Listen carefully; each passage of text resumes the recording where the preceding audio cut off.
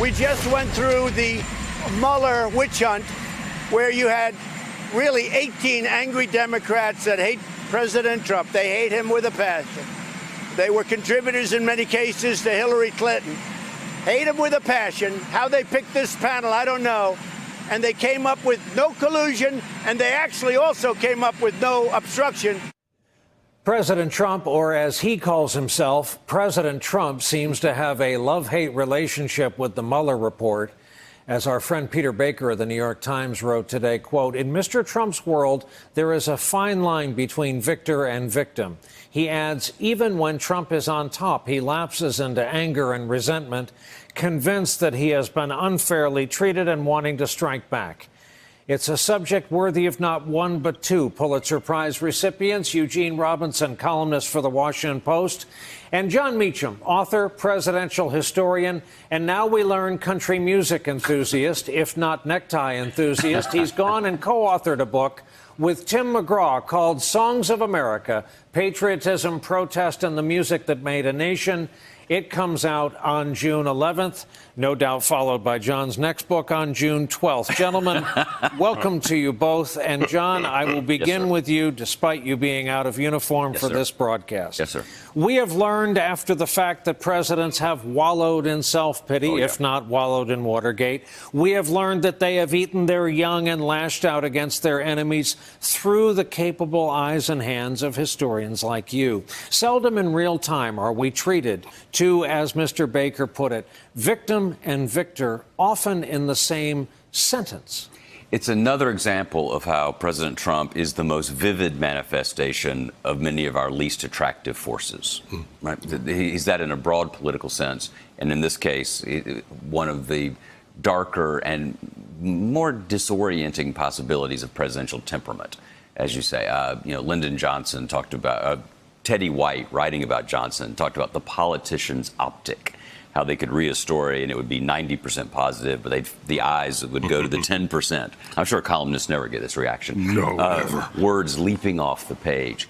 President Nixon, we get it on the tapes, but that was later, as you say. This is a part of the Trump era. It is this real time. It's like the old comic books where you wore the X-ray glasses. You can just see everything. He tells Lester Holt he wants to stop the investigation. He just talks about how he wants to. I mean, the one self-aware thing he's ever said is, "Can you imagine how terrible I'd be if I drank?" That was sort of the one thing that was both self-aware as opposed to self-pitying. And self-pity is, in many ways, as much a part, it seems to me, of the human jet fuel here that runs him as ambition. And a big chunk of the self-pity, I think, is his notion, his internalized notion that just talking about Russia meddling in our election process diminishes his electoral victory, the biggest, greatest electoral victory in the history of elections, according to President Trump, which it wasn't, but it was an electoral victory. Nonetheless, he thinks it makes it illegitimate and that people are trying to take that away from him or take a part of that away from him.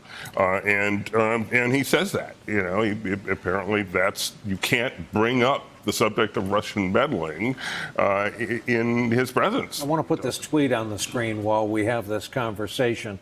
I was going to add, Beschloss and I have both listened to all of the Johnson phone recordings at the library.